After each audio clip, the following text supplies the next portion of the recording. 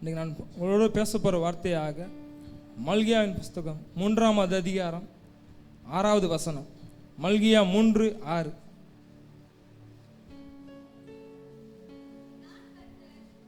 நான் கர்த்தர், நான் மாறாதவர். போதும் போதும். நம்மளை உண்டாக்கின வானத்தையும் பூமியையும் படைத்த கர்த்தர் சொல்லுகிறார், நான் கர்த்தர், நான் மாறாதவர் என்று சொல்லுகிறார். இன்னைக்கு நம்மளால் சொல்ல முடியுமா? என்னால் சொல்ல முடியுமா? என்னோட வாழ்க்கையில் நான் மாறாமல் இருந்தேன் என்று என்னால் சொல்ல முடியாது.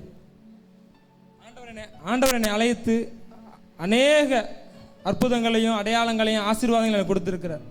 ஆனால் அநேக நேரம் நான் கர்த்தரை விட்டு தூரமாக போனேன். அநேக நேரம் நான் மாறி போனேன்.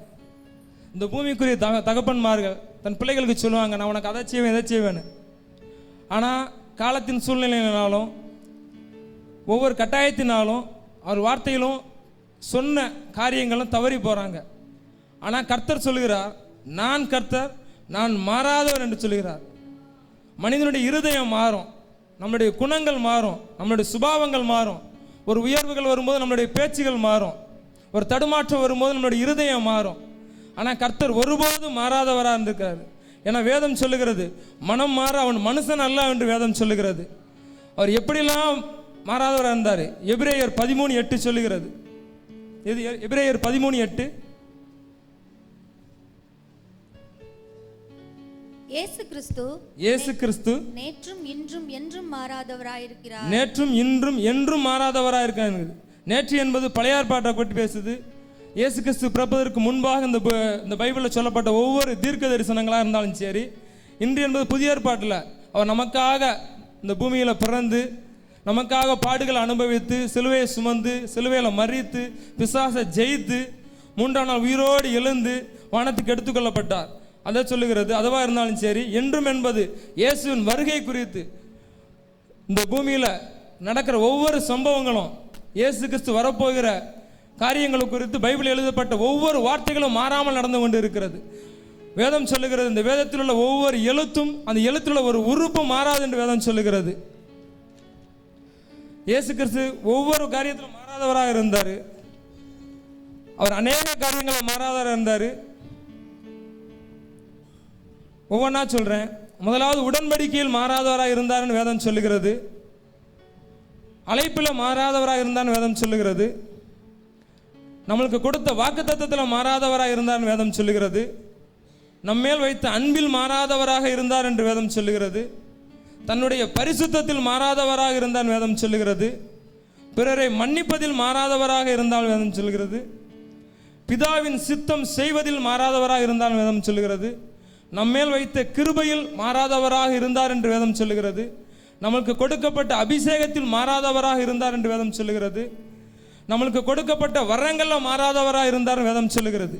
அநேக காரியங்களில் மாறாதவர் இருந்தால், ஒரு காரியத்தோட அவர் மாறினார்னு சொல்லி வேதத்தில் சொல்லலை. அநேக காரியத்தில் மாறாத ஒரு சில காரியங்களை குறித்து நான் உங்களோட பேசுகிறேன்.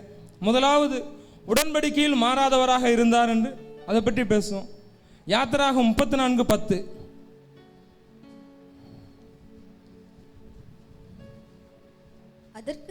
அதற்கு அவர் இதோ நான் ஒரு உடன்படிக்கை பண்ணுகிறேன். பூமி எங்கும் எந்த ஜாதிகளிடத்திலும் செய்யப்படாத அதிசயங்களை உன் ஜனங்கள் எல்லாருக்கும் முன்பாகவும் செய்வேன். உன்னோடு கூட இருக்கிற ஜனங்கள் எல்லாரும் கர்த்தருடைய செய்கையை காண்பார்கள். உன்னோடு கூட இருந்து நான் செய்யும் காரியம் பயங்கரமாய் இருக்கும் என்று கர்த்தர் சொல்லுகிறார். கர்த்தர் ஏற்கனவே உடன்படிக்கை பண்ணியிருப்பார். ஆபிரகாம், ஈசாக்கு, யாக்கோப்பு ஒவ்வொரு உடன்படிக்கை பண்ணியிருப்பார். இஸ்ரவேல் ஜனங்கள் நான் கானானுக்கு அழைத்து வருவேன். ஆனால் இஸ்ரவேல் ஜனங்கள் எகிப்தில் துன்பப்பட்டு கொண்டிருப்பாருங்க. அவருடைய பெருமூச்சு கர்த்தருடைய சமூகத்தை எட்டும். கர்த்தருடைய சமூகத்தை எட்டும் போது இஸ்ரவேல் ஜனங்களுக்காக கர்த்தர் அந்த ஆபிரகாமோடு செய்த உடன்படிக்கை நினைவு கூர்ந்து அந்த உடன்படிக்கை நிறைவேற்றும் வண்ணமாக கர்த்தர் மோசேயை தேர்ந்தெடுப்பார். கர்த்தர் மோசையை தேர்ந்தெடுத்து மோசையை சொல்லுவார், என் ஜனங்களை விடுவிக்கும்படியாக நான் உன்னை தெரிந்து கொண்டேன். நீ போய் பார்வோன்ட்ட போய் சொல்லு, என் ஜனங்களை எனக்கு ஆராதனை செய்யும்படியாக அழைத்துவான்னு சொல்லும்போது மோசையை சொல்லுவார். மோசையை பயப்படுவார். முதல்ல நான் திக்குனாவும் மந்தவாயுமாய் இருக்கேன்னு சொல்லி சொல்லுவார். அப்போ ஆண்டவர் மோசையை பலப்படுத்தினங்கிறக்காண்டி மோசையோடு பண்ணின உடன்படிக்கை தான் அந்த யாத்திராகமம் 34:10. அந்த உடன்படிக்கையை பண்ணி மோசையை அழைத்து கொண்டு வருவார். மோசையை பார்வோன்ட்டு போய் சொல்லி இஸ்ரவேல் ஜனங்களை அழைத்து கொண்டு வருவார். அழைத்து கொண்டு வரும்போது அநேக அற்புதங்களை செய்வார். அநேக அற்புதங்களை செய்தாலும், அநேக வாக்குத்தத்தங்களை கொடுத்தாலும், ஒவ்வொரு வசனத்தின் மூலம் பேசினாலும் ஜனங்களோட இருதயம் எப்படி இருக்குது? கடினமாக தான் இருக்குது. ஜனங்கள் ஒவ்வொரு நாளும் முறுமுறுக்கிறவர்களாக தான் இருக்காங்க. அவங்க அற்புதம் நடக்கும்போது, அதிசயம் நடக்கும்போது, தங்களுடைய தேவைகள் சந்திக்கப்படும் பொழுது அதை உற்சாகமாக ஏற்றுக்கொள்கிறாங்க. ஆனால் ஒரு பாடு வரும் பொழுது, ஒரு பிரச்சனை வரும் பொழுது, ஒரு போராட்டம் வரும் பொழுது அநேகம் அவங்க முறுமுறுக்கிறவர்கள் தான் காணப்படுறாங்க இஸ்ரவேல் ஜனங்கள். அதே மாதிரி இன்றைய ஒவ்வொரு திருச்சபை மக்களும் சரி, அவங்களுடைய ஆவி உற்சாகமாக இருக்கும் பொழுது, அவங்களுடைய தேவைகள் சந்திக்கப்படும் பொழுது, துன்பங்கள் வராமல் இருக்கும் பொழுது அவங்க உற்சாகம் இருக்காங்க, கர்த்தரை ஏற்றுக்கொள்கிறாங்க. ஆனால் பாடு உபத்திரவம் வரும் பொழுது காணப்படுது. அதனால தான் வேதம் சொல்லுகிறது கர்த்தரை விசுவாசிங்கள் என்று வேதம் சொல்லுகிறது கர்த்தரை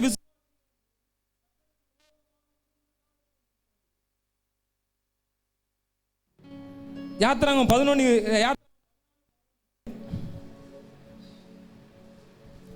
இஸ்ரவேல் ஜனங்களை மோசே அழைத்து வரும்போது ஒரு இடத்துல ஒரு பிரச்சனை வருது. செங்கடல் முன்பாக நிற்குது. அந்த இடத்துல சொல்றாங்க யாத்திராகமம் 14:11. அன்றியும் அவர்கள் மோசேயை நோக்கி எகிப்திலே பிரேத குழிகள் இல்லை என்றார். வனாந்தரத்திலே சாகும்படிக்கு எங்களை கொண்டு வந்தீர். நீர் எங்களை எகிப்திலிருந்து புறப்பட பண்ணினதினால் எங்களுக்கு இப்படி செய்கிறது என்ன? 14 வரைக்கும் வாசிங்க. நாங்கள் எகிப்திலே இருக்கும்போது நாங்கள் எகிப்தியருக்கு வேலை செய்ய எங்களை சும்மா விட்டுவிடும் என்று சொன்னோம் அல்லவா? நாங்கள் வனாந்தரத்திலே சாகிறதை பார்க்கிலும் எகிப்தியருக்கு வேலை செய்வது எங்களுக்கு நலமாயிருக்குமே என்றார்கள். அப்பொழுது மோசே ஜனங்களை நோக்கி பயப்படாதிருங்கள், நீங்கள் நின்று கொண்டு இன்றைக்கு கர்த்தர் உங்களுக்கு செய்யும் ரட்சிப்பை பாருங்கள் என்று மோசே சொல்றாரு. இது மாதிரி தான் சபைக்கு வரும்பொழுது நம்ம ஆண்டவரை ஏற்றுக்கொள்கிறோம். ஆண்டவர் ஒவ்வொரு ஒவ்வொருத்தருக்கும் தனிப்பட்ட விதத்திலும் சரி, சபையில் ஆராதனை நடக்கும்போதும் சரி, ஒவ்வொரு வாக்குத்தத்தத்தை கொடுத்து ஒவ்வொருத்தரையும் அழைக்கிறாரு, ஒவ்வொருத்தர் நடத்தி வர்றாரு. அவங்களுக்கு இருதயத்தில் தனிமையிலையும் பேசுறாரு. ஆனால் அவங்க ஏற்றுக்கொள்கிறாங்க. ஆனால் பாடு, பிரச்சனை, போராட்டம், ஒரு நெருக்கடின்னு வரும் பொழுது முறுமுறுக்கிறாங்க. ஒரு மாறாத அன்பு அவரிடத்தில் இருக்குங்கிறதையும், நம்மளை அவர் நடத்துவதற்கு மாறாதவராக இருக்கிறார் என்பதையும் விசுவாசித்தாலும் அந்த விசுவாசத்தில் நிலைத்து இருக்க முடியலை. தடுமாற நிலைமை தான் காணப்படுது. மோசே அதுக்காண்டி அவர்கள் சொல்றாங்க, இன்று கர்த்தர் உங்களுக்கு செய்ய ரட்சிப்பை பாருங்கள்ன்ட்டு செங்கடல் முன்பாக நிற்கு. இந்த செங்கடல் அமிழ்ந்து போறக்கு அழைத்து வந்து இஸ்ரவேல் ஜனங்கள் சொல்லும் பொழுது மோசையோடு கர்த்தர் செய்த உடன்படிக்கையை மோசே நினைத்து பார்த்து யாத்திராகமம் 11:21 சொல்றாரு, மோசே தன் கையை சமுத்திரத்தின் மேல் நீட்டினான். அப்பொழுது கர்த்தர் ரா முழுவதும் பலத்த கீழ்காற்றினால் சமுத்திரம் ஒதுங்கும்படி செய்து அதை வறண்டு போக பண்ணினார். ஜலம் பிளந்து பிரிந்து போயிற்று. இஸ்ரவேல் புத்திரர் போதும். ஆண்டவர் மோசேயோடு என்ன உடன்படிக்கை பண்ணா, உன் ஜனங்களுக்கு முன்பாக அதிசயம் பண்ணுவேன், உன்னோடு நான் கூட இருந்து செய்யும் காரியம் பயங்கரமாக இருக்குன்னாரு. ஒரு செங்கடலையே பிளக்கும்படியாக ஜனங்கள் பார்க்குறாங்க. மோசே கை அந்த கோலை நீட்டும் போது கடல் பிரிந்து போயிட்டு வந்து அது ரெண்டு பக்கம் மதிலாக நின்றுச்சு. அவன் கடந்து போக தண்டிக்கும் ஒரு அற்புதத்தை செய்கிறாரு. அதில் கடந்து போகிறாங்க. இன்னைக்கு நம்மளும் சரி, அநேக ஆண்டவர் நம்மளோட பண்ண உடன்படிக்கையில் ஒருபோதும் மாறாதாராக இருந்தார். அவங்க இந்த ஜனங்கள் நடத்தி வரும்போது ஒவ்வொரு காரியத்திலும் அவர் உண்மையாக இருந்தார். நம்ம அநேக முறை நம்மளும் உடன்படிக்கை பண்ணுறோம், பொருத்தனைகளை பண்ணுறோம். தனி ஜெபத்திலையும் சரி, ஒரு சபை கூட்டத்திலையும் சரி, ஒரு செய்தி கேட்கும்போது, அதில் உற்சாகப்படும் போது கொஞ்சம் உற்சாகத்தில் ஒரு பொருத்தனை பண்ணுறேன். கர்த்தருக்கண்டு நான் செய்வேன், கர்த்தரோட உடன்படிக்கை பண்ணுறேன், அநேக நேரம் ஜெபம் பண்ணுவேன், கர்த்தருக்கண்டு இதை நான் கொடுப்பேன், இதில் நான் உண்மையாக இருப்பேன் அப்படின்னு அநேக நேரம் அதை நம்ம பொருத்தனை பண்ணிடுறோம், உடன்படிக்கை செஞ்சிடறோம். ஆனால் நம்மளுக்குன்னு ஒரு பிரச்சனைன்னு வரும்போது, கால சூழ்நிலையில் மாறும் பொழுது அந்த பொருத்தனையை மாறிடுறோம். ஆண்டவர் வந்து நம்மகிட்ட வந்து பொருத்தனை பண்ணுங்கன்னு சொல்லலை, நம்மளாம் உற்சாகத்தில் பொருத்தனை பண்ணுறோம். ஆனால் அந்த பொருத்தனையில் நம்ம ஒரு நாள் உண்மையாக இருந்ததில்லை. அநேக முறைகள் உண்மையாக இருக்கிறோம், ஆனால் சில முறைகள் தவறி போய்கிறோம். ஆண்டவர் சொல்கிறார், உபாகம் 23:21 சொல்கிறாரு,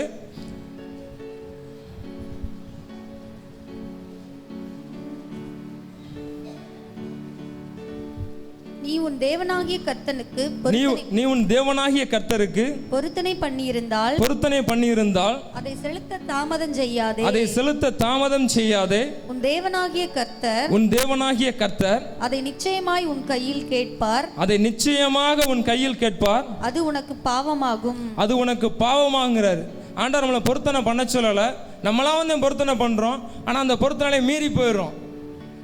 எத்தனையோ முறைகள் மீறிடுறோம். நம்ம அது ஒவ்வொருத்தரும் தனிப்பட்ட இருதயத்தில் தெரியும். நம்ம என்ன பொருத்தனை பண்ணோம், நம்ம ஆண்டவரோட என்ன உடன்படிக்கை பண்ணணும், எந்தெந்த காரியத்தில் நம்ம வாக்கு கொடுத்தோம், அந்த வாக்கை நம்ம நிறைவேற்றுமா, அந்த வார்த்தையில் நம்ம உண்மையாக இருக்கோமா, அந்த வார்த்தையில் நம்ம மாறாதவராக இருக்கோமா, அந்த பொருத்தனையை விட்டு நம்ம மாறாதவராக இருக்கோமா, நம்ம இருதயம் அதை விட்டு விலகாமல் இருக்கான்னு தனிப்பட்ட ஒவ்வொரு விதத்திலும் நம்மளோட இருதயத்துக்கு நம்மளுக்கு தெரியும். இப்போ எனக்கு தெரியும் நான் என்னென்ன பொருத்தனை பண்ணேங்கிற எனக்கும் ஆண்டவருக்கும் தெரியும். அந்த பொருத்தனை உண்மையாக இருக்கனா, நான் பொருத்தனை உண்மை இல்லாமல் தவறி போய்கிட்டு இருக்கனான்னு எனக்கு தெரியும். அது ஒவ்வொருவரும் சிந்தித்து பாருங்க. ஆண்டவர் யாரையும் கூட்டச்சு நீங்கள் பொருத்தனை பண்ணுங்கன்னு சொல்லலை. ஆனால் பொருத்தனை பண்ணினா அந்த பொருத்தனை உண்மையாக இருங்கன்னு சொல்கிறாரு. அது நீ பொருத்தனை பண்ணுவதை பார்க்க அந்த பொருத்தனை பண்ணி அந்த பொருத்தனை நிறைவேற்றாமல் போனால் அது உனக்கு பாவமாகும்னு ஆண்டவர் சொல்கிறாரு. நீதிமொழிகள் 20:25 சொல்லுது, பரிசுத்தமானதை விழுங்குகிறதும் பொருத்தனை செய்த பின் யோசிக்கிறதும் மனுஷனுக்கு கண்ணியாக இருக்கும் என்று சொல்கிறாரு. நம்மளுடைய பரிசுத்த வாழ்க்கைக்கு அது கண்ணியாக இராதபடிக்கு ஒன்று பொருத்தனை பண்ணாமல் இருங்க, இல்லை பொருத்தனை பண்ண பொருத்தனை விட்டு மாறாம இருங்க. தேவன் எப்படி நம்மளை விட்டு மாறாதவராக இருக்கிறாரோ அதுபோல நம்ம கர்த்தரோடு பண்ண ஒவ்வொரு உடன்படிக்கையும் கர்த்தர் சமூகத்தில் நம்ம செய்த பொருத்தனைகளை விட்டு நம்ம மாறாதவராக இருப்போம் என்றால் நம்மிடத்தில் பாவம் இராமல் இருக்கும் என்று ஆண்டவர் சொல்லுகிறார். ஒவ்வொரு காரியத்தை நம்ம சிந்தித்து பார்க்கணும். இரண்டாவது, அழைப்பிலும் வாக்குத்தத்தத்திலும் மாறாதவராக இருந்தார் என்று வேதம் சொல்லுகிறது. ரோமர் 11:21.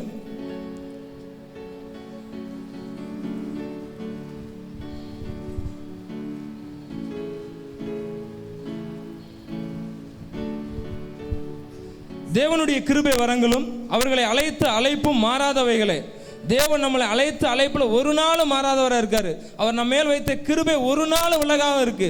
வேதம் சொல்லுகிறது, மலைகள் விலகினாலும் பர்வதங்கள் நிலை பெயர்ந்து போனாலும் என் கிருபை ஒருபோதும் உன்னை விட்டு விலகாதுன்னு கர்த்தர் சொல்லுகிறாரு. ஆண்டவர் நம்ம மேல் வைத்த அழைப்பு ஒரு நாள் மாறா. நம்ம மாறி போலாம், சிம்சன் மாறி போலாம், எல்லாரும் மாறி போனாங்க. ஆனால் அவர் வைத்த திட்டமும் அவர் வைத்த அழைப்பும் ஒரு நாள் மாறாதையில இருக்குது. ஆபிரகாமை ஆண்டவர் அழைக்கிறாரு. ஆதியாகமம் 12:1-2.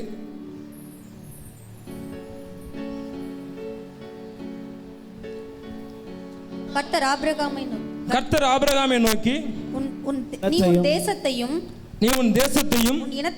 உன் இனத்தையும் தகப்பனுடைய வீட்டையும் விட்டு புறப்பட்டு நான் உனக்கு காண்பிக்கும் தேசத்துக்கு போ. நான் உன்னை பெரிய ஜாதியாக்கி உன்னை ஆசீர்வதித்து உன் பெயரை பெருமைப்படுத்துவேன்.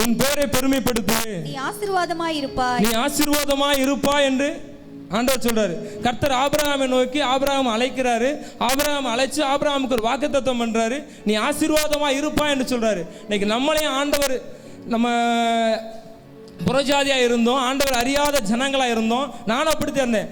என்னையும் அழைக்கும் போதும் சரி, உங்களையும் அழைக்கும் போதும் சரி, தனிப்பட்ட விதத்திலும் சரி, ஆண்டவர் அழைக்கும் போது நம்மளுக்கு எல்லாத்துக்கும் ஒரு வாக்குத்தத்தம் கொடுப்பாரு. எல்லாரும் மேலும் அவருடைய கிருபை விலகாமல் இருக்கு. அவர் எல்லாத்துக்கும் தனிப்பட்ட விதத்தில் ஒவ்வொரு அழைப்பை கொடுப்பாரு. ஒவ்வொருவருக்கு ஜெபிக்கிற வரமா இருக்கும், ஒவ்வொருத்தருக்கு போதிக்கிற வரமா இருக்கும், ஒவ்வொருத்தருக்கு மற்றவர்களை ஆறுதல் படுத்துகிற வரமா இருக்கும், ஒவ்வொருத்தவங்களுக்கு குணமளிக்கிற வரமா இருக்கும். ஒவ்வொருத்தங்களுக்கும் ஒவ்வொரு விதமான வரங்கள் இருக்கும். ஆனால் அந்த அழைப்பை விட்டு அவர் மாறாதவராக இருக்கிறாரு. ஆனா அந்த அழைப்புல நம்ம நிலைத்து இருக்கிறோமா? தேவன் கொடுத்த வாக்குத்தத்தத்தை நம்ம விசுவாசிக்கிறோமா? அந்த வாக்குத்தத்தத்தை விட்டு நம்ம மாறாதவராக இருக்காமன்னு பார்ப்போம். ஆபிரகாமை கர்த்தர் அழைக்கும் போது எபிரேயர் 11:8 சொல்லுகிறது, விசுவாசத்தினாலே ஆபிரகாம் தாம் சுதந்திரமாக பெறப்போகிற இடத்திற்கு அழைக்கப்பட்ட போது கீழ்ப்படிந்து தான் போகும் இடம் இன்னதென்று அறியாமல் புறப்பட்டு போனான் என்று வேதம் சொல்லுகிறது. ஆபிரகாம் ஆண்டவர் ஆசீர்வதிப்பேன்னு சொல்லிட்டாரு. ஆசீர்வதிப்பேன்னு சொன்னதுனால ஆபிரகாம் பணத்தின் பின்னாக போல, ஆசீர்வாதத்தின் பின்னாக போல. பைபிளை எங்கடையுமே ஆபிரகாம் பணத்திற்காக ஓடினாரு, பணத்திற்காக வேலை செய்தார்னு சொல்லி எந்த இடத்துலையுமே போடல. ஆபிரகாம் சொன்ன ஆண்டவர் சொன்ன அந்த வார்த்தைக்கு கீழ்ப்படிந்து அதை விசுவாசித்தார். விசுவாசித்து அவர் செய்த முதல் காரியம், அவர் எங்க போனாலும் சரி முதலாவது கர்த்தருக்கென்று ஒரு பலிபீடத்தை கட்டினார்னே போட்டிருக்கு. எந்த இடத்துல இடத்துக்கு போனாலும் சரி, அங்க தேவனுக்கென்று ஒரு பலிபீடத்தை கட்டுறாரு. வேதம் சொல்லுகிறது ஆபிரகாம் கர்த்தருக்கு முன்பாக நின்று கொண்டிருந்தான் போட்டிருக்கு. ஆண்டவர் ஆபிரகாம் அழைத்த போது ஆபிரகாம் அந்த பணத்துக்குரிய காரியத்தையோ பொருளுக்குரிய காரியத்தை சிந்தித்தே பார்க்கல, கர்த்தருக்குரிய காரியத்தை ஒவ்வொரு நாள் நினைத்து பார்க்கிறார். அதனால தான் ஆண்டவர் சொல்றாரு, நான் செய்ய போவது என் தாசனாகிய ஆபிரகாமுக்கு மறைப்பேன்னு சொல்றாரு. ஆதியாகமம் 15:2 ஆண்டவர்கிட்ட போய் ஆபிரகாம் கேட்கிறாரு, அடியன் பிள்ளை இல்லாமல் இருக்கு. 15:2 அதற்கு ஆபிரகாம் கர்த்தராகிய ஆண்டவரே அடியேனுக்கு என்ன தருவீர்? நான் பிள்ளை இல்லாமல் இருக்கிறேன். ஆண்டவர் வாக்குத்தத்தம் பண்ணிட்டாருங்கிறக்கா நமக்கு எல்லாத்தையும் கொடுக்க மாட்டாரு.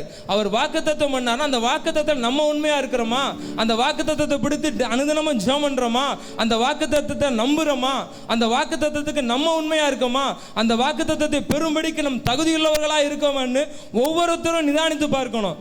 ஆபிரகாம் நிதானித்து பார்த்து எடுத்ததும் பணத்தின் பின்பாக ஓடினான்னு போடல, அந்த வாக்குத்தத்தத்தை விசுவாசித்து அந்த வாக்குத்தத்தத்தை சொன்னவரை அனுதினமும் தேடினாரு. அவர் வார்த்தைக்கு கீழ்ப்படிந்து தேவனுக்கு முன்பாக நின்று கொண்டிருந்தார் சொல்லி வேதம் சொல்லுகிறது.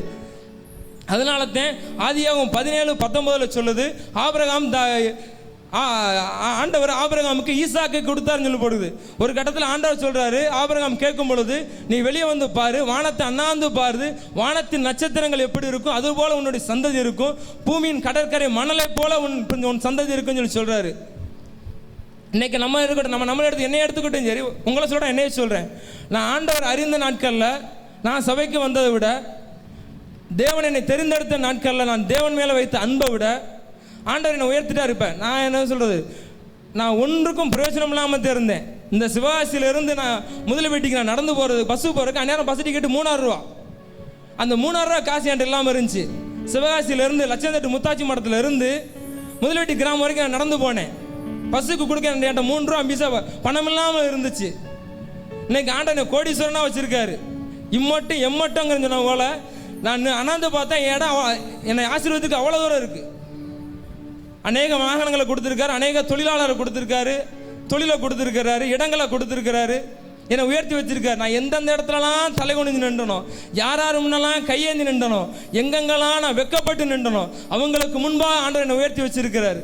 ஆனால் நான் ரட்சிக்கப்பட்ட புதுசுல ஆண்டவரை தேர்ந்த அனுபவம் இப்போ இருக்கா? என்னைய கேட்ட இல்லைன்னு சொல்லுவேன். அந்நியார் நான் சபைக்கு டவுன் சர்ச்சில் சபை இருக்கும், சர்ச்சு நடக்கும், முதல்ல வந்து நிற்பேன், ஆன்லைன் ப்ரேயர் நடக்கும். அங்கேருந்து என் மனைவியை கூப்பிட்டு வருவேன், பைக்லேயே வருவேன், நாயெல்லாம் துரத்தும் ஆனால் ஓடி வருவேன். இன்னைக்கு அநேக ஜனங்கள் சொந்த பட்டணத்தில் முழுவதும் நடக்குது, வர்றதுக்கு மனசு இல்லை. ஆண்டவர் இந்த பட்டணத்தை குறித்து இந்த ஐக்கியத்தின் மூலமாக நடத்தப்பட்ட கூட்டத்தில் வச்சு ஆண்டவர் ஒரு வாக்குத்தத்தம் பண்ணி இருக்கிறாரு. நான் அந்த பட்டணத்தை ஆசீர்வதிப்பேன், இந்த பட்டணத்தை கர்த்தருடைய நகரமாக மாற்றுவேன், திரளான பட்டணங்கள் இருந்து இந்த பட்டணத்திற்கு ஆராதிப்பதற்கு ஜனங்கள் வருவார்கள், திரளான வாலிபர்களை, திரளான ஊழியர்களை, பிரஸ்தீப ஊழியர்களை இந்த பட்டணம் எழுப்ப வேணும்னு வாக்குத்தத்தம் பண்ணார். அது எல்லாத்தையும் நம்ம கேட்கத்தான் செஞ்சோம், அந்த கூட்டத்தில் பங்கு பெற்றோம். ஆனாலும் இந்த பட்டணத்திற்காக நடைபெற ஜெபத்தில் வந்து நம்மளால பங்கேற்க முடியலை. கடந்த வாரம் அந்த ஐக்கியத்தின் மூலமாக ஒரு ஜெப முகாம் நடத்தப்பட்டுச்சு. எத்தனை பேர் வந்து கலந்து கொண்டோம்? எல்லாத்துக்கும் அறிவிக்கப்பட்டுச்சு, வந்து கலந்து கொண்டோமா? பணத்தின் பின்னாகவும் தம்முடைய சுய தேவையின் பின்பாக ஓடணும். என்கிட்ட ஒரு சிலர் போகும்போது கேட்டாங்க, எது கேட்டாங்க? ஒரு சிலர் அங்கே என்ன சொல்ற, ஒரு திறப்புலாம் வச்சிருக்காங்க, ஒரு இடத்துக்கு போக வேண்டியிருக்கு, அங்கே போய் கேட்டாங்க. என்னை சேர்த்தேன்னு சொல்றேன், அதுக்கெல்லாம் போற நமக்கு நேரம் இருக்குல்ல. கர்த்தருடைய சமூகத்தில் வந்து ஜெபம் பண்றதுக்கு நம்மளுக்கு நேரம் இருக்கா? நம்ம நிதானத்தை பாருங்க வைப்போம். ஆன்லைன் ப்ரேயர் எங்கெங்கேயோ போறீங்களா, சொந்த பட்டணத்தில் நடக்குது. கர்த்தர் இந்த பட்டணத்தை குறித்து உரைத்த வார்த்தைக்கு நீங்க உத்தரவாதி. உங்க உத்தரவாதத்தை உணர்ந்தீங்களா? உத்தரவாதத்தை உணர்ந்து ஜெபம் பண்ணீங்களா? ஆன்லைன் ப்ரேயருக்கு வந்தீங்களா? உங்களுக்கு வரதுக்கு மனசு இருந்துச்சா? எங்கெங்கேயோ போகலாம் மனசு இருக்குல்ல. பணத்தை தேடி ஓட முடியல, நம்மளால ஓட முடியுதுல்ல. தன் பிள்ளைக்கு ஒன்றா தேடுறோம்ல. இங்கேருந்து குட்டாளத்து போய் எங்கெங்கே நம்மளுடைய சுய இன்பத்துக்காண்டி ஓடுறோம். ஆனால் கர்த்தருடைய சமூகத்தில் காத்திருந்து ஜெபம் பண்ணுவதற்கு நம்மளுக்கு வருவதற்கு நமக்கு மனசு இல்லை. ஆண்டவர் அதெல்லாம் நினைத்து துக்கப்படுறாரு. ஆனால் ஆண்டவர் வார்த்தை சொல்லுது, என்னுடைய நான் வார்த்தையில் மாறாதவர் சொல்றாரு. அந்த பட்டணத்தை குறித்து சொல்லப்பட்ட வாக்குத்தத்தத்தில் மாறாதவர். ஏன்னா அந்த பட்டணத்தை குறித்து வாக்குத்தத்தம் பண்ணியிருக்கிறாரு. இந்த பட்டணத்தில் நம்ம ஜெபம் பண்ணலாம் அப்படின்னா திரளான பட்டணத்தில் ஜனங்களை கொண்டு வர இந்த பட்டணத்தில் ஜெபம் பண்ண வைப்பேன்னு சொல்லி சொன்னார். இன்னைக்கு ஜெபம் முகாமுக்கு நம்ம வராமல் இருந்தாலும் எனக்கு தெரியும் அநேக பட்டணத்திலிருந்து ஜனங்கள் வந்தாங்க. தேசத்திற்காக மண்டாடுவதற்கும் பட்டணத்திற்காக உத்தரவாதம் எடுப்பதற்கும் திரளான பட்டணங்கள்லேருந்து இன்னைக்கு முழு ஜெபம் வந்தாலும் சரி, முழு ஜெபத்திற்கு எத்தனையோ பட்டணங்கள் இந்த பட்டணத்தை தேடி வர்றாங்க. ஆனால் சொந்த பட்டணத்தில் இருக்க நம்மளால் உத்தரவாதம் எடுத்து ஜெபம் பண்ண முடியலை. இந்த ஜெப முகாமுக்கு அநேக பட்டணத்துலேருந்து ஜனங்கள் வந்தாங்க. ஆனால் இந்த சபையில் இருக்க நம்ம, இந்த ஐக்கியத்தில் இருக்க நம்ம, இந்த பட்டணத்துக்காண்டி உத்தரவாதம் எடுக்க வேண்டிய நம்ம வந்தமா நிதானித்து பாருங்க. அநேகர் வரல. இதுக்கு யார் பொறுப்பு? இந்த உத்தரவாதத்துக்கு யார் பொறுப்பு கொடுக்க முடியும்? இன்னைக்கு மோசே அழைத்து வரும்போது மோசேக்கு கர்த்தருக்கு விரோதமாக முறுமுறுத்த போல மோசேக்கு விரோதமாக முறுமுறுத்தாங்க. இன்னைக்கு கர்த்தருடைய ஊழியக்காரருக்கு விரோதமாக முறுமுறுக்கிறதே காணப்படுதே ஒழிய இந்த ஐக்கியத்தில் கை கோர்ப்பதற்கும் ஊழியக்காரோட கை கோர்ப்பதற்கும் ஒருவருக்கும் மனதில்லை. நான் பெருசு நீ பெருசு நம்ம சொல்லி பார்க்கிறோம். வீம்பும் நம்மளுடைய கௌரவம் நம்மளுடைய பெருமை தான் முன்பாக நிற்குது. கர்த்தர் சொல்றாரு, பெருமை உள்ளவனுக்கு எதிர்த்து நிற்பேன்னு சொல்லி சொல்றாரு. நம்மளோட பணமோ பேரோ புகழோ கர்த்தருக்கு முன்பாக ஒரு துளிதான், ஒரு காற்றடிச்சா எல்லா பணமும் பறந்துடும். அது என்னுடைய பணமா இருந்தாலும் சரி, உங்களுடைய பணமா இருந்தாலும் சரி, பிள்ளைகளா இருந்தாலும் சரி, பொருளாக இருந்தாலும் எதுவாக இருந்தாலும் சரி, கர்த்தருக்கு நம்ம கீழ்ப்படியலனா, கர்த்தருடைய வார்த்தைக்கு நம்ம செவி கொடுக்கலனா அது ஒரு தூளும் சாம்பலுமாக போகும் என்று கர்த்தருடைய வார்த்தை வேதம் சொல்லுகிறது. எனவே இதுவரையில் நாம் கர்த்தருடைய வார்த்தைக்கு செவி கொடுக்காமல் போனாலும், கர்த்தருடைய வார்த்தைக்கு கீழ்ப்படியாமல் போனாலும், அவர் நம்ம மேலே சொன்ன நம்மளுக்கென்று சொன்ன வாக்குத்தத்தத்தில் மாறி இருந்தாலும், இனி ஒவ்வொருத்தரும் மாறாதவராக இருப்பார். தேவன் எப்படி நம்ம விட்டு மாறாதவராக இருக்கானோ, நம்ம மேலே வைத்த அன்புல மாறாதவராக இருக்கிறது, நம்ம மேலே வைத்த நம்மளுக்கென்று கொடுக்கப்பட்ட வாக்குத்தத்தத்தில் மாறாதவராக இருக்காரு. அந்த வார்த்தையில் எப்படி தேவன் மாறாதவராக இருக்கிறாரோ அதுபோல நமக்கென்று சொல்லப்பட்ட இந்த ஜனங்களை கூட எத்தனையோ ஜனங்க இன்னும் கல்லையும் மண்ணையும் ஆராதித்துக்கிட்டு இருக்காங்க, இன்னும் தேவனை அறியாமல் இருக்கிறாங்க. இன்னைக்கு இந்த பட்டணத்தில் எத்தனையோ உயிர் போகுது. நான் பட்டாசு தொழிலில் இருக்கேன். பட்டாசு தொழில் எடுத்தால் எந்த பட்டாசு தொழிற்சாலையை பார்த்தாலும் அங்கே வேலை செய்ய ஜனங்க இன்னும் பாவத்துக்கு அடிமையாக இருக்கிறாங்க. அந்த ஜனங்களுக்காக யார் உத்தரவாதம் எடுக்க முடியும்? அங்கே வேலை செய்ய நம்மளே உத்தரவாதம் எடுக்க முடியும். இன்னைக்கு இத்தனை பட்டாசு தொழிற்சாலை இருந்தாலும் ஒவ்வொரு பட்டாசு தொழிற்சாலையிலையும் ஒரு ஜனமாவது ரட்சிக்கப்பட்ட ஜனங்கள் இருக்கும். ரட்சிக்கப்பட்ட ஜனங்கள் இல்லாத பட்டாசு தொழிற்சாலை கிடையாது. ஆனால் அந்த பட்டாசு தொழிற்சாலைக்கான உத்தரவாதம் எடுக்கிறீங்களா? உங்கள் முன்னூறு ஜபத்தில் அந்த பட்டாசு ஜெபம் பண்ணுறாங்க, இங்கே வந்து ஜெபம் பண்ண முடியுதா நம்மளால? அப்போ அந்த உயிர் பலிக்கு யார் பொறுப்பு? அந்த இரத்த பலிக்கு நம்மதான் பொறுப்பு. இதுவரையில் நாம் எப்படியே இருந்தோம் என்பது அது தேவனுக்கும் உங்களுக்கும் எனக்கும் உரியது. இனிமேல் ஒவ்வொரு காரியத்திலும் மாறாத இருப்போம் என்று பிரயாசப்படுகிறேன். மூன்றாவது, தேவன் நம்ம வைத்த அன்பில் மாறாதவராக இருந்தார். யோவான் 15:9.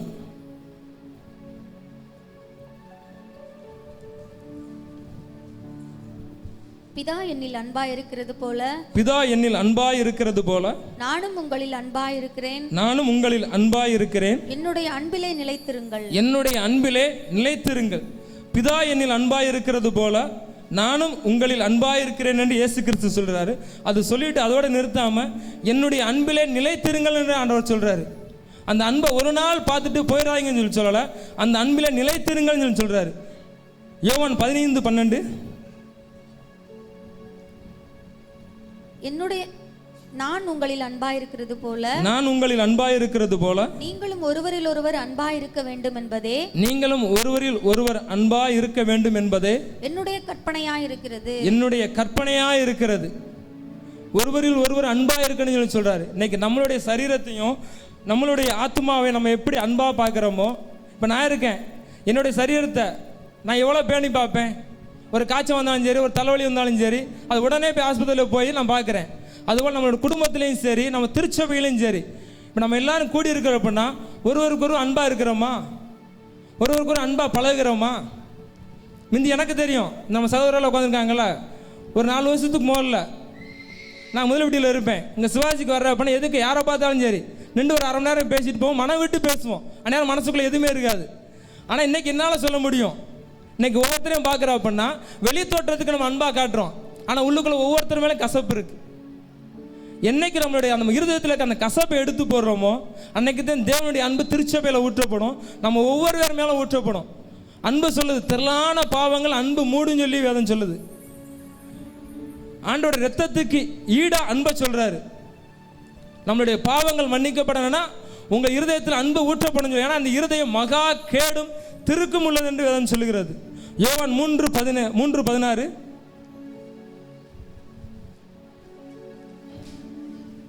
தேவன் தம்முடைய ஒரே பேரான குமாரனை விசுவாசிக்கிறவன் எவனோ அவன் கெட்டு போகாமல் நித்திய ஜீவனை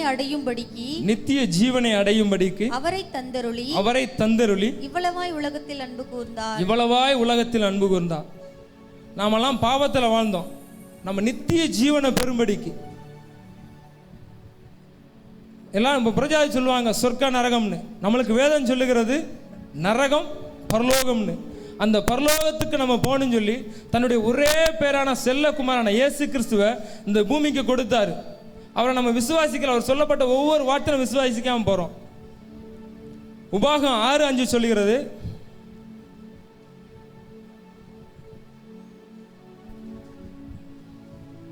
உன் தேவனாகிய கர்த்தரிடத்தில் உன் முழு இருதயத்தோடும் உன் முழு ஆத்துமாவோடும்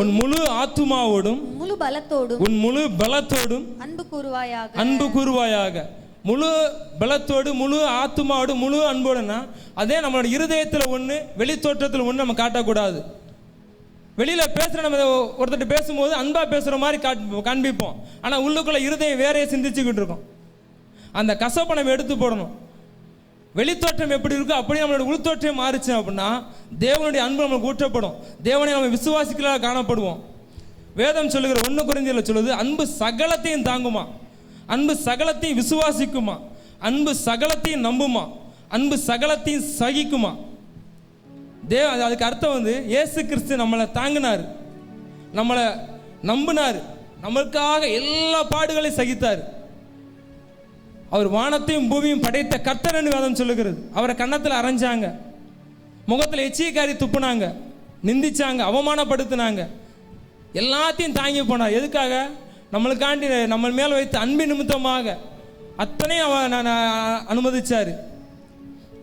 நம்ம அநேக முறைகள் நம்ம அவரை விட்டு பின்வாங்கி போனாலும் அவர் நம்ம மேலே அன்புள்ளவராக இருக்கிறனால எத்தனை முறை விழுந்தாலும் சரி அத்தனை முறை நம்மளை தூக்கி எடுக்கிறார். 1 முறை 2 முறை இல்லை. நீதிமான் 7 முறை விழுந்தாலும் எழுந்திருப்பானுங்கிறது வேதம் எப்படி சொல்லுது? அந்த சும்மா எழுந்திருக்க முடியாது. அவர் நம்ம மேல் வைத்த அன்பின் நிமித்தம் நம்மளை எழுப்புகிறார். யோவான் 15:10 சொல்லுகிறது,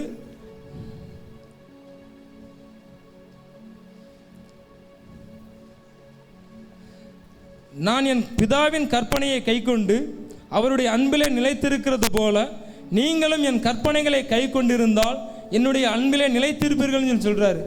அந்த அன்பில் நம்ம நிலைத்திருக்கணும்னா தேவன் நம்மளுக்கு கொடுத்த கற்பனையில நம்ம கை கொள்ளணும். சங்கீதம் சொல்லு, துன்மார்க்கோட வழியில் நில்லாமல் பாவியோட வழியில் நில்லான்னு சொல்லுது. பரியாசக்கார உட்கார இடத்துல உட்காரக்கூடாதுன்னு சொல்லுது. நம்ம அந்த வார்த்தைகளுக்கு கீழ்ப்படுத்த அந்த கற்பனைகளை கை கொண்டு ஒருவர் மேல் ஒருவர் அன்பாக இருந்தோம் அப்படின்னா அந்த அன்பில் நம்மளால் நிலைத்திருக்க முடியும். இயேசு கிறிஸ்து அந்த பிதாவின் கற்பனையில் கை கொண்டார். ஒரு இடத்துல கற்பனை விட்டு விலகி போனார்னு சொல்லலை, அந்த கற்பனையை கை கொண்டு நின்றார். அதனால தான் அன்பில் நிலைத்திருந்தார். நம்மளுக்கும் கற்பனை கொடுக்கப்பட்டிருக்கு. அந்த கற்பனையில் நம்ம நிலைத்திருந்தோம்னா நம்ம மேல் வைத்த அன்பும் தேவன் நம்மளுக்கு கொடுக்கிற அன்பும் அந்த அன்புக்குள்ளே நம்ம நிலைத்திருப்போம் என்று வேதம் சொல்லுகிறது. 4வது, பரிசுத்தத்தில் மாறாதவராக இருந்தார். லேவியராகமம் 19:22 பின்பகுதி.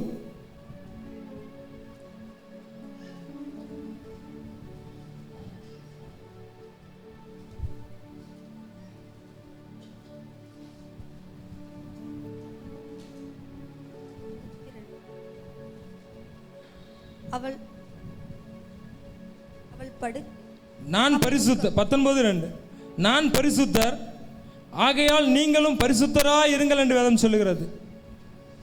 இன்னைக்கு நான் சொல்ல முடியுமா? நான் பரிசுத்தர் நான் சொல்ல முடியுமா? ஆனால் தேவனால சொல்ல முடியும். ஏன்னா அவர் பரிசுத்தத்தினால நிறைந்திருந்தார். பரிசுத்தத்தை அவர் தன்னுடைய சரீரத்தின் ஆடையாகவும் தன் சரீரமாக உடுத்திருந்தார். வேதம் சொல்லுகிற நான் பரிசுத்தர் ஆகையால் நீங்களும் பரிசுத்தராய் இருங்கள் என்று வேதம் சொல்லுகிறது. பரிசுத்த அலங்காரத்துடனே கர்த்தரை தொழுது கொள்ளுங்கள், நடுக்கத்துடனே அவர் சன்னதியின் முன் வாருங்கள் என்று சொல்லுது. நம்ம தேவனை தொழுதுகளுக்கு முன்பாக நம்ம பரிசுத்தமாக இருக்கும் நிதானித்து பார்க்கிறோம்ல. அவருடைய ரத்தத்தினால அவர் சமூகத்தில் ஜெபம் வரும்போதெல்லாம் ஏசப்பா உடைய ரத்தத்தினால என்னை கழுவுங்கன்னு சொல்லி சொல்கிறோம்ல. அந்த ரத்தம் எங்கள் ஆட்ட இருக்குது. அந்த ரத்தம் நமக்காக சிந்தப்பட்ட ரத்தம். பிதா ஒருவர் தவிர யாரும், பிதா ஒருவரை இயேசு கிறிஸ்து தவிர வேறு யாரும் பார்த்தலைங்கிறாங்க. பரிசுத்தமாக வாழ்ந்தால் மாத்திரம்தான் பிதாவை பார்க்க முடியும். அந்த பிதாவை பார்த்தது இதுவரைக்கும் இயேசு கிறிஸ்து ஒருவர். அவர் சொல்கிறார், நான் பரிசுத்தர், ஆகையால் நீங்களும் பரிசுத்தராக இருங்கன்றார். ஏன்னா நம்ம நித்திய ஜீவனுக்குள்ளாக போகும் பொழுது நம்ம பிதாவை சந்திக்க வேண்டும். அந்த பிதாவை நம்ம சந்திக்கும் பொழுது நாம் பரிசுத்தராக இருந்தால் மாத்திரமே பிதாவை சந்திக்கும் பொழுது நித்திய ஜீவனுக்கு நம்ம போனோம் அப்படின்னா பரிசுத்தத்தை காத்துக்கொண்டா மாத்திரம் நம்ம நித்திய ஜீவனுக்கு போக முடியும். நம்ம இயேசு கிறிஸ்து இரண்டாவது வருகையில் எடுத்துக்கொள்ளப்பட வேண்டுமானால், நம்ம பரலோக ராஜ்யத்தை சுதந்திரிக்கப்பட வேண்டுமானால் பரிசுத்தம் நம்மளுக்கு மிக மிக முக்கியமான காரியங்களை ஒன்றா இருக்கு. பேதுரு சொல்கிறார், உங்களை அழைத்தவர் பரிசுத்தராய் இருக்கிறது போல நீங்களும் உங்கள் நடவடிக்கைகள் எல்லாவற்றிலும் பரிசுத்தராய் இருங்கள் என்று பேதுரு நம்மளுக்கு கற்றுக் கொடுக்கிறாரு. பரிசுத்தம் என்பது என்ன? பரிசுத்தம் என்பது இயேசு கிறிஸ்துவின் ரத்தத்தை குறிக்கும். நம்ம சொல்றோம்னா ரத்தத்தினால எனக்கு கழுவுங்கப்பான்னு அந்த ரத்தத்தை நம்ம பானம் பண்ணுறோம். ஆண்டவர் சொல்றாரு, நான் வருமளவும் அதை நினைவு கூறுங்கன்னு சொல்லி அவருடைய ரத்தத்தை நம்மளுக்காக சிந்தி, அந்த ரத்தத்தை சிந்துவதற்கு முன்பாக அந்த ரத்தத்தை குறித்து நம்மளுக்கு எல்லா விளக்கங்களையும் கொடுத்து நம்மளை அதை புசிக்க வைத்து அவருடைய சரீரத்தையும் அவர் ரத்தத்தையும் குறித்து நம்மளுக்கு அநேகம் நம்ம கற்றுக் கொடுத்து இந்த பூமியை விட்டு அந்த பூமியை விட்டு ஒரே வானத்துக்கு எடுத்துக்கொள்ளப்பட்டு போனார். ஆனால் அந்த ரத்தத்தை குறித்து நம்ம இன்னைக்கு நம்ம என்ன சொல்ல உண்மையுள்ளவராக இருக்கோம், அந்த ரத்தத்துக்கு மாறாதவராக இருக்கோமா? மாசத்துல ஒரு முறை திருவிருந்து எடுக்கிறோம். அந்த திருவிருந்து கூட எனக்கு அநேகரால வர முடியல. அந்த வேதம் சொல்லுது, திருவிருந்து எடுக்கல அப்படின்னா நம்ம நித்திய ஜீவனுக்குள்ள போக முடியாது, எனக்கு பங்கு இல்லைன்னு ஆண்டவர் சொல்றாரு. அந்த திருவிருந்த குறித்து நமக்கு இன்னும் பயம் இல்லை. ஒரு பரிசுத்த திருவிருந்த ஒரு பரிசுத்தருடைய ரத்தத்தை நம்ம பானம் பண்ணும் பொழுது நம்ம பரிசுத்தமாக இருக்கும். நிதானித்து பார்க்க முடியல. திருவிருந்து எடுக்கும்போது எத்தனையோ இன்னும் ஒரு உணர்வு இல்லாமல் இருக்கும். ஒரு விளையாடிக்கிட்டு மற்ற காரியங்கள் நினைத்துக்கிட்டு நம்ம அந்த ஒரு உணர்வு இல்லாமல் இருக்கனால ஆண்டவர் மட்டும் சொல்றாரு, பரிசுத்தத்தில் உண்மையாக இருங்க, பரிசுத்தத்தில் மாறாதவர்கள் இருங்கன்னு சொல்றாரு. ஒரு ரத்தம் நம்ம கையில் கொடுக்கப்படும் போது அந்த ரத்தத்துக்கு நம்ம மரியாதை கொடுக்கணும். இன்னைக்கு ஒரு அதிகாரி வரும்போது நம்ம எழுந்து நிற்கிறோம். ஒரு நம்மளுக்காக சிந்தப்பட்ட ரத்தம், நம்மளுக்காக அடிக்கப்பட்ட ரத்தம், பாவத்திலையும் சாபத்திலையும் அக்கிரமத்திலும் வாழ்ந்து கொண்டிருந்தோம், துன்மார்க்கத்தில் வாழ்ந்து கொண்டிருந்தோம், சாபத்தில் வாழ்ந்து கொண்டிருந்தோம். அந்த ரத்தம் நம்ம கையில் கொடுக்கப்படும் போது நம்மளால் எழுந்திருக்க முடியல. அந்த ரத்தத்தை அவமதிக்கிறோம். அதை கொடுப்பவர் அவமதிப்பதில்லை, அந்த ரத்தத்தை சிந்தினவரை நம்ம அவமதிக்கிறோம். அதில் குற்றமுள்ளவர்களாக இருக்க வேண்டிய வேதம் சொல்லுது. அந்த ரத்தத்தை குறித்து இனிமேலாவது ஒவ்வொருவரும் கவனமா இருங்க. பரிசுத்தமான ரத்தத்தை பரிசுத்தமா ஆசரிங்க.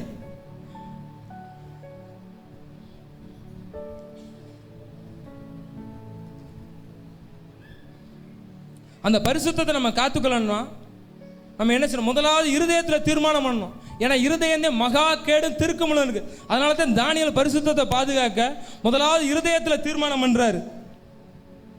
யோசேப்பு, தேவன் நம்ம கவனித்துக் கொண்டிருக்கான்னு சொல்லி, தேவன் என்னை கவனித்துக் கொண்டிருக்கிறான்னு சொல்லி தேவனுக்கு விரோதமாக நான் பாவம் செய்வது எப்படி என்று யோசேப்பு சொல்றாரு. ஒவ்வொரு நாளும் ஒவ்வொரு நொடியும் தேவன் நம்மை விசாரிக்கிறார் என்று வேதம் சொல்லுகிறது. தேவன் நம்மை கவனித்துக் கொண்டிருக்கிறார் என்று வேதம் சொல்லுகிறது.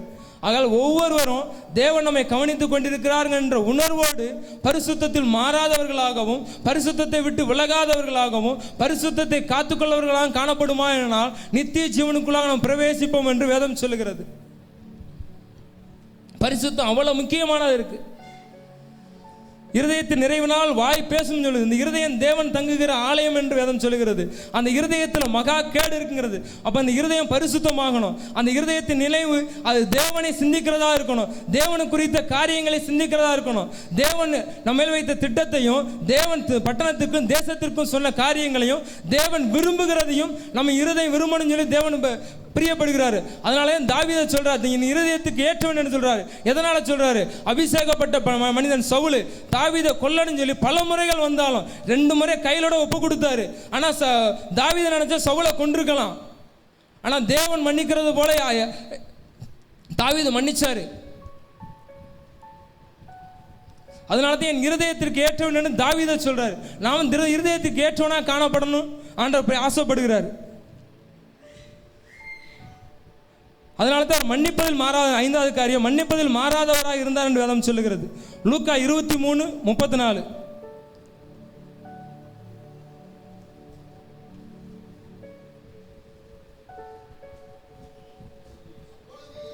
அப்பொழுது இயேசு, பிதாவே இவர்களுக்கு மன்னியும் என்று சொல்றாரு. தாங்கள் செய்கிறது இன்னதென்று அறியாது இருக்கிறார்கள் என்று சொன்னார். போதும். அந்த இயேசுநாதரை நம்முடைய ஆண்டவரை சிலுவையில் அரைஞ்சாங்க. அந்த அரைஞ்சவங்களுக்கும் சேர்த்துதான் ஆண்டவர் இந்த பூமியில் ரத்த சாட்சியாக மரிச்சார், தன் ஜீவனை கொடுத்தார். அதனால தான் அவர் செய்கிறது இன்னதென்று உனக்கும் சேர்த்தாப்ப நான் மறிக்க போகிறேன், அது கூட நீ அறியாமல் இருக்கிறையே அப்படின்னு ஆண்டவர் சொல்லிட்டு, அதனால தான் எல்லா காரியத்திலும் ஆண்டவர் மன்னிச்சார். நம்ம அநேகம் நம்ம ஆண்டவர்கிட்ட நம்ம தூரமாக போனாலும், நம்ம தப்பிதங்கள் பண்ணாலும் தேவ சமூகத்தில் காத்திருந்து ஆண்டவர்கிட்ட போய் ஏசப்பா என்ன மன்னிங்கன்னு சொல்லும் போது அவர் மனதுருகிற கர்த்தராக இருக்கிறார்னு வேதம் சொல்லுகிறது. தானியேல் 9:10 தானியேல் சொல்றாரு, ஆனாலும் எங்கள் தேவனிடத்தில் இரக்கங்களும் மன்னிப்புகளும் உண்டு என்று சொல்றாரு.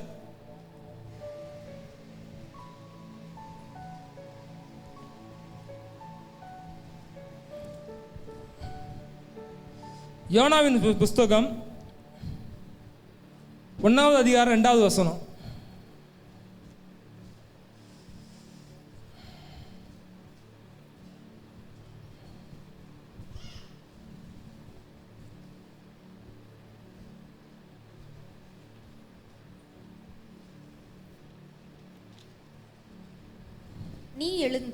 நீ எழுந்து மகாநகரமாகிய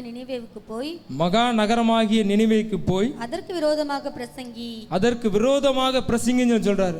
அவர்களுடைய அக்கிரமம் என் சமூகத்தில் வந்து எட்டினது என்றார். அவர்களுடைய அக்கிரமம் என் சமூகத்தில் வந்து எட்டினதுன்னு சொல்றாரு. நினிவே பார்த்து ஆண்டவர் சொல்றாரு, மகாநகரமாகி நினிவேக்கு போ, அதனுடைய அக்கிரமம், அங்கே வாழ்கிற ஜனங்களுடைய அக்கிரமம் என் சமூகத்திற்கு வந்து ஆண்டவர் சொல்றாரு. அந்த ஜனங்களை அழிக்க போறேன்னு சொல்லி யோனாட்ட போய் சொல்லி யோனாட்ட பேசி போய் சொல்றாரு. அவருக்கு மேலே அந்த ஜனங்கள் மேலே ஆண்டவர் அவ்வளோ கோபமாக இருக்காங்க. யோனா 1 முறை 2 முறை அதை போய் சொல்லாமல் ஓடி போகிறாரு.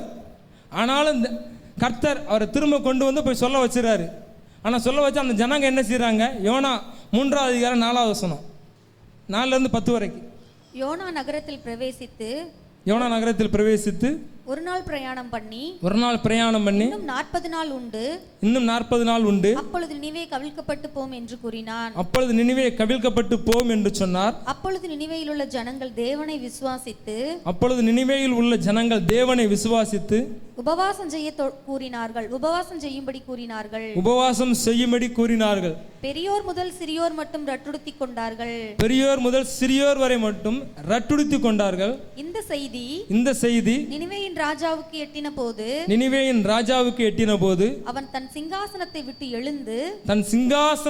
எழுந்து தான் உடுத்தியிருந்த உடுப்பை கலற்றி போட்டு ரட்டை உடுத்திக்கொண்டு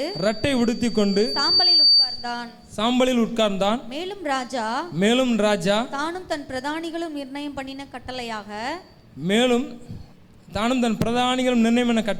நினிவேயிலெங்கும் மனுஷர்களும் மிருகங்களும் மாடுகளும் ஆடுகளும் ஒன்றும் ருசி பாராதிருக்கவும் மேயாமலும் தண்ணீர் குடியாமலும் இருக்கவும் மனுஷரும் மிருகங்களும் ரட்டினால் மூடிக்கொண்டு தேவனை நோக்கி உரத்த சத்தமாய் கூப்பிடவும் அவரவர் தம் பொல்லாத வழியையும் தம் கைகளில் உள்ள கொடுமையையும் விட்டு திரும்பவும் கடவர்கள்.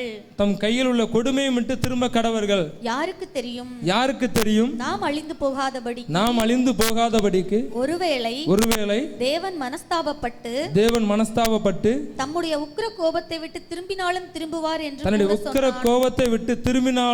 திரும்புவார் என்று கூற சொன்னான். அவர்கள் தங்கள் பொல்லாத வழியை விட்டு திரும்பினார்கள் என்று தேவன் அவர்களுடைய கிரியைகளை பார்த்து தாம் அவர்களுக்கு செய்வேன் என்று சொல்லியிருந்த தீங்கை குறித்து மனஸ்தாபப்பட்டு அதை செய்யாதிருந்தார். இந்த காரியங்களை அப்புறம் வாய்ச்சி வர்றோம். அநேக பொல்லாங்க செய்கிறாங்க, அநேக தீமை செய்கிறாங்க, இருதயம் பொல்லாப்பா இருக்கு. ஆனாலும் தேவ சமூகத்தில் உட்கார்ந்து அவங்க ரெட்டுடுத்தி ராஜா தன் சிங்காசனத்தை விட்டு எழுந்து தன்னுடைய அந்த அதிகாரங்கிற ஆடையை கலட்டி பெருமை என்கிற ஆடையை எடுத்து ஆணவம் என்கிற ஆடையை எடுத்து தேவ சமூகத்தில் காத்திருந்து மன்றாடும் பொழுது தேவன் செய்வேன் என்று சொன்ன தீங்கை செய்யாதபடிக்கு அவர்களை மன்னித்தார்னு வேதம் சொல்லுகிறது. நம்மளும் இதுவரைக்கும் அநேக காரியங்களை மாறி இருக்கிறோம். என்னை சேர்த்தேன்னு சொல்கிறேன், மாறி இருக்கிறோம்.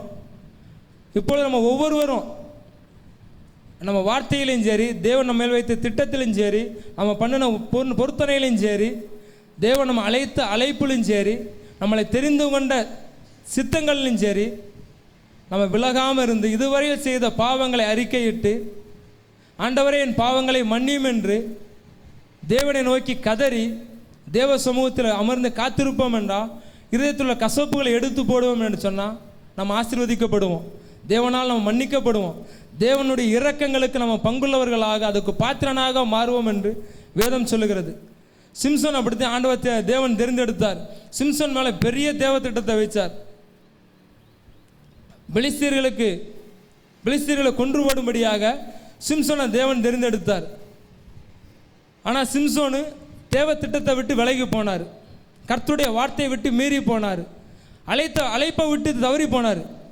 ஆனாலும் கடைசியில் பெலிஸ்தருக்கு முன்பாக சங்கிலியால் கட்டப்பட்டு அவமானப்பட்டு நிந்திக்கப்பட்டு நிற்கும் பொழுது சிம்சோன் மன்னிப்பு கேட்கிறாரு. தேவனே என் மன்னிப்பு, இந்த ஒரே ஒரு விசை எனக்காக மனமிறங்கும் என்று கேட்கிறாரு. சிம்சோன் தேவ திட்டத்தை விட்டு விலகி போனாலும் அவர் பாவத்தில் அறிக்கையிட்டு இந்த ஒரு விஷயம் எனக்காக என்னை நினைத்தரலும் என்று சொல்லும் பொழுது தேவன் மனமிறங்கி சிம்சோனை பலப்படுத்துறார். சிம்சோன் பலவீனங்களை இழந்து போய் கடந்தாலும் அநியார சிம்சோனை பலப்படுத்துறார். அப்பொழுது சிம்சோன் கர்த்தரை நோக்கி கூப்பிட்டு சிம்சோன் கர்த்தரை நோக்கி கூப்பிட்டு கர்த்தராகிய ஆண்டவரே, நான் என் 2 கண்களுக்காக ஒரே தீர்வையாய் பெலிஸ்தர் கையிலே பழிவாங்கும்படிக்கு இந்த ஒரு விசை மாத்திரம் என்னை நினைத்தருளும் தேவனே பலப்படுத்தும் என்று சொல்லி சொல்றார். அந்த வீட்டை தாங்கி நிற்கிற 2 நடுத்தூண்களில் ஒன்றை தன் வலது கையினாலும் மற்றொன்றை தன் இடது கையினாலும் பிடித்துக்கொண்டு என் ஜீவன் பெலிஸ்தரோடே கூட மடிய கடவது என்று சொல்லி பலமாய் சாய்க்க அந்த வீடு அதிலிருந்த பிரபுக்கள் மேலும் எல்லா ஜனங்கள் மேலும் விழுந்தது.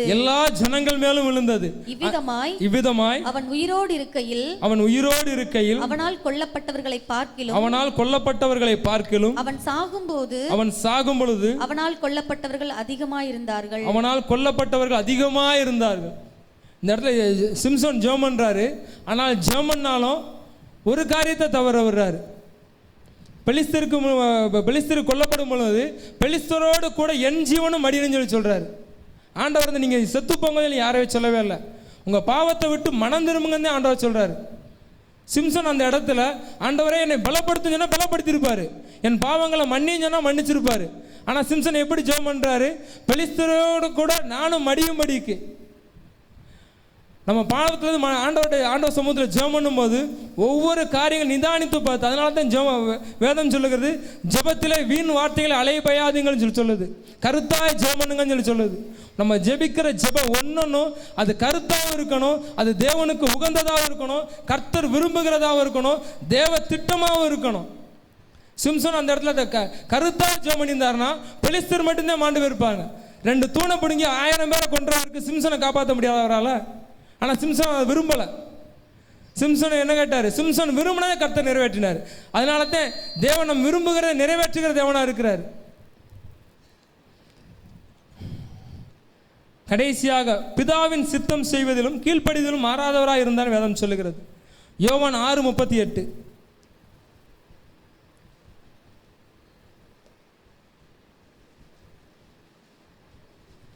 என் சித்தத்தின்படி அல்ல என்னை அனுப்பினவருடைய சித்தத்தின்படி செய்யவே நான் வானத்திலிருந்து இறங்கி வந்தேன். இயேசு கிறிஸ்து மேல் அன்பு வைத்திருந்தாலும் அவர் இந்த பூமியில் தாமாக எந்த காரியத்தையும் செய்யலை. பிதாவின் சித்தம் ஒவ்வொரு வேதத்தில் படித்து பார்த்தோன்னா ஒவ்வொரு காரியத்தையும் என்னை அனுப்பினுடைய சித்தத்தின்படியே செய்கிறேன்னு சொல்லுவார். அவர் நம்மளுக்காக பாடுகளை அனுபவித்திருந்தாலும் யோவான் 6:40 சொல்லுது, குமாரனை கண்டு.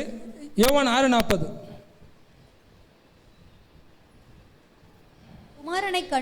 குமாரனை கண்டு அவரிடத்தில் விசுவாசமாய் இருக்கிறவன் எவனோ அவன் நித்திய ஜீவனை அடைவதும் நான் அவனை கடைசி நாளில் எழுப்புவதும் என்னை அனுப்பினவருடைய சித்தமாய் இருக்கிறது என்றார். நம்ம பரலோக ராஜ்யத்துக்கு வரணும்னு நினைக்கிறோம், நம்ம நித்திய ராஜ்யத்தை சுதந்திரிப்போங்கிறதும் பிதாவினுடைய சித்தமாகத்தே இருக்குது. இயேசு கிறிஸ்து நம்மளை வைத்து நம்மளை அன்பு வச்சதும், நம்மளுக்கு இரக்கம் பாராட்டுகிறதும், நம்மளுக்கு தயவு பாராட்டுகிறதும், நம்மளை மன்னிக்கிறதும் பிதாவின் சித்தத்தின்படி தான் சரி. அவர் சுயமாய் ஒன்றும் செய்யலைன்னு சொல்லி சொல்கிறது. யோவான் 8:29.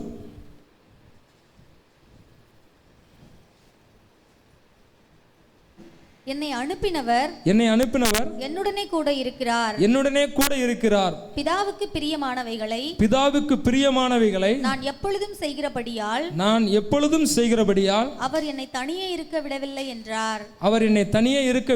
என்றார். இன்னைக்கு நம்மளோட காரியம் எடுத்து பார்த்தோம், நம்மளோட தொழிலாக இருந்தாலும் சரி, நம்மளோட ஊழியமாக இருந்தாலும் சரி, நம்மளுடைய குடும்பமாக இருந்தாலும் சரி, நம்மளுடைய திருச்சபையாக இருந்தாலும் சரி, நம்ம கர்த்தருடைய சித்தத்துக்கு நம்மளை ஒப்பு கொடுக்கணும். ஒவ்வொருத்தரும் ஒவ்வொரு தொழில் பண்ணுவோம். ஆனால் நம்ம பண்ணுகிற தொழில் அது தேவனுடைய சித்தமாக இருக்காது நிதானித்து பார்க்கணும். கர்த்தருடைய சமூகத்தில் உட்காந்து ஆராய்ந்து பார்க்கணும். நம்மளுடைய தொழில் நஷ்டப்படும், நம்ம தொழிலில் நஷ்டம் வருது, நமக்கு அடி மேல் அடி வருது, நம்மளுக்கு அடுத்தடுத்து சோதனையாக வருது, நஷ்டங்களாக வருது அப்படின்னா அந்த காரியத்தில் தேவனுக்கு சித்தம் இருக்கா என்று நம்ம ஆராய்ந்து பார்க்கணும். கர்த்தருடைய சமூகத்தில் உட்காந்து காத்திருந்து ஜெபம் பண்ணி பார்க்கணும். அவருக்கு சித்தமில்லாத ஒரு காரியத்தை நம்ம செய்யக்கூடாது. அவருக்கு சித்தமில்லாத காரியத்தை நம்ம செய்தோமானால் நம்மளுக்கு நஷ்டங்களும் பாவங்களும் தான் வரும். அதனால் அநேக இழப்புகளே வரும். தேவனுக்கு சித்தமான நம்ம செய்தோம்னா நம்ம தொழிலும் ஆசீர்வதிக்கப்படும், நம்முடைய ஊழியமும் ஆசீர்வதிக்கப்படும், நம்முடைய குடும்பமும் ஆசீர்வதிக்கப்படும். அநேக குடும்பங்களில் கஷ்டங்களும் கவலைகளும் துன்பங்களும் பிரச்சனைகளும் வருவதற்கு காரணம் பிதாவின் சித்தத்தையும் இயேசு கிறிஸ்துவின் சித்தத்தையும் நம்ம செய்வோமா என்று நிதானித்து பார்த்தோமானால் நம்ம குடும்பங்களில் பிரச்சனைகள் இருக்காது. பாடுகள் உண்டு, உபத்திரங்கள் உண்டு இல்லைன்னு சொல்லி சொல்லலை. ஆனாலும் ஆண்டவர் சொல்ல திடன் கொள்ளுங்கள், நான் உலகத்தை ஜெயித்தேன்னு சொல்கிறாரு. அவருடைய சித்தத்தில் நம்ம நிலைத்திருந்தால் அந்த பாடுகளை தாங்குவதற்கும் அந்த பிரச்சனைகளை கடந்து போவதற்கும் தேவன் நம்மளுக்கு பலன் தருவார், நமக்கு கிருபை தருவார். ஒவ்வொரு காரியத்திலும் நம்ம சித்தமுள்ள அவருடைய சித்தம் இருக்கிறதான்னு பார்க்கணும். லூக்கா 22:42.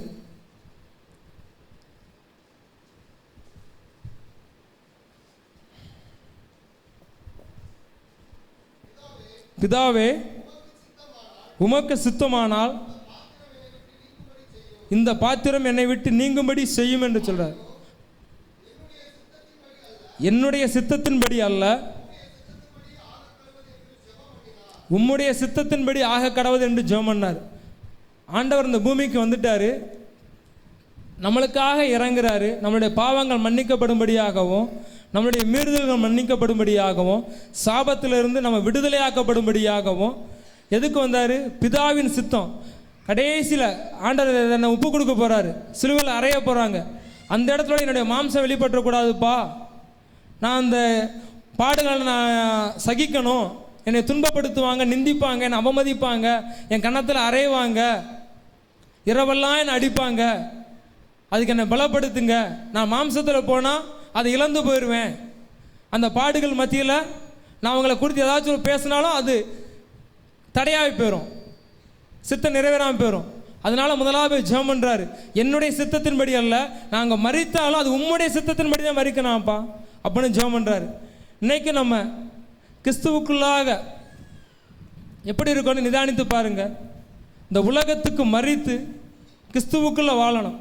உலகத்தின் சுபாவங்களை எடுத்து தேவனுடைய சித்தத்தின் வாழ்வோமானால் நாம் எடுக்கிற ஒவ்வொரு காரியங்களும் ஜெயமாக இருக்கும். நம்ம குடும்பங்கள் ஆசீர்வதிக்கப்படும், நம்முடைய பிரச்சனைகள் மாறும், நம்முடைய ஊழியங்கள் ஆசீர்வதிக்கப்படும், நம்முடைய தொழில்கள் ஆசீர்வதிக்கப்படும், குடும்பத்தில் எப்பொழுதும் சமாதானம் நிலைத்து இருக்கும். கர்த்தர் உங்களை ஆசீர்வதிப்பாராக. ஆமென்.